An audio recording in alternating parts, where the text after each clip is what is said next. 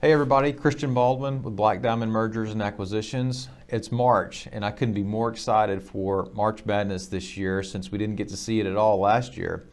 It's really one of the best sporting events of the year, and this year there's a lot of hype since everything's going to be held in Indianapolis and all the teams are getting ready to get set.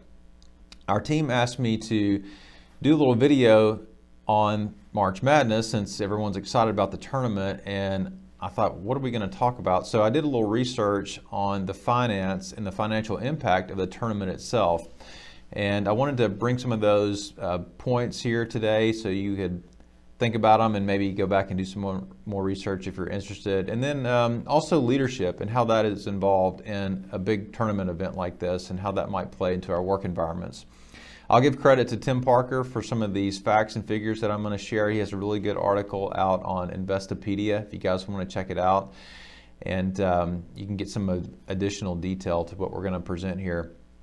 The tournament is big business, of course. In 2019, the NCAA reported that they collected about $933 million in revenue that is really from ticket sales and sponsorships and all of the things that come together to make the tournament go.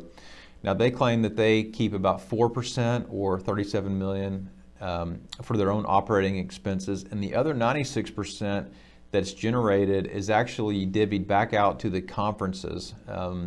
So the way it works is if your team advances one game, they get what's called a unit credit, and the unit credits are about $250,000 to $300,000 per victory in the tournament.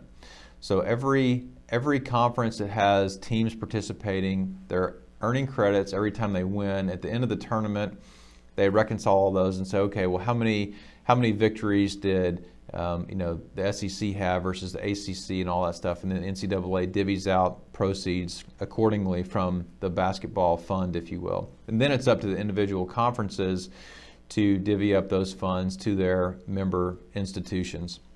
So that's kind of how the money flows there.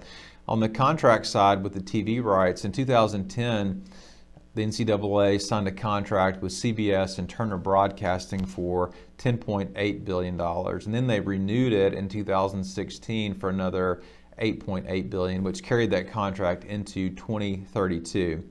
So there's obviously a lot of money, and there's a lot of eyeballs that watch this tournament, and people get really excited every year for it. It's a great spring event. In 2019, there were about 149 million brackets that were filled out online, and about $8.5 billion that was total wages that were gambled on the tournament itself.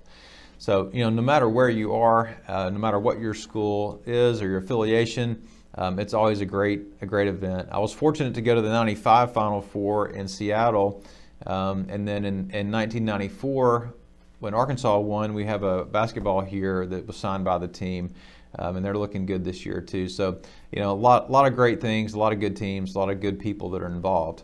On the leadership side of basketball, it's interesting. I was reading a book by Mark Goldstein called Just Listen. I highly recommend it. And one of the things Mark points out in terms of competitiveness is when you have superstars on a team, if they tend to be selfish, teams don't really do that well collectively. But what gets superstars to work on teams that work together really well in a competitive environment is that they have to lower their competitiveness among the individuals on the team and then work more collectively as a cohesive unit.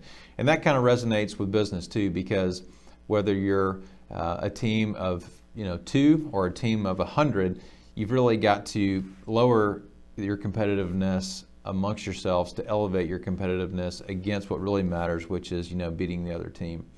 Anyway, that's some information regarding March Madness and how it flows financially, and then some leadership examples. So go root for your teams, fill out those brackets, and have a great month.